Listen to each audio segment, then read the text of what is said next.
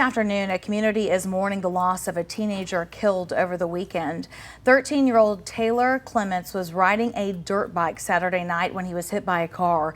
His family is now making funeral arrangements. His friends and loved ones are making sure his memory will live on.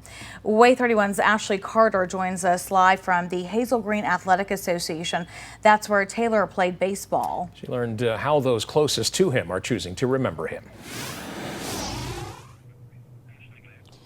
Well, as you can imagine, this has been a tough loss for family and friends of Taylor, but they wanted me to know that even though Taylor was just 13 years old, he left a legacy that'll last in this community for a lifetime.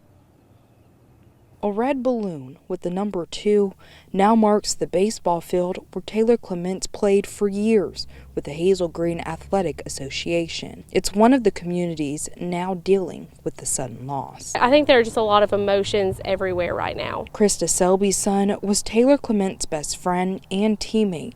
She said her son witnessed the accident, which is making the loss of a friend even harder for him. He's facing it from a very different angle than, say, some of the other friends from school. But Selby says Taylor's death is not how she chooses to remember him, and it's not how she wants others to either. He was hilarious. He kept you laughing from the moment that you got in his presence until you left, and then afterwards because you'd be talking about something Taylor did. She hopes Taylor is remembered years from now for his vibrant personality, sweet spirit, and being a great friend and teammate. We want Taylor's memory to not be forgotten in a week when the news dies down. We want him to be remembered for the rest of his life as someone who was sweet and kind and funny and just super fun to be around.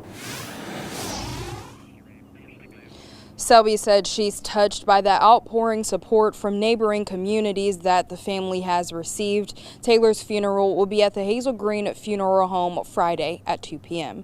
Live in Hazel Green, Ashley Carter, Way 31 News. There is a GoFundMe page set up to help the family with funeral expenses. So far, more than 170 people have donated for a total of more than $15,000.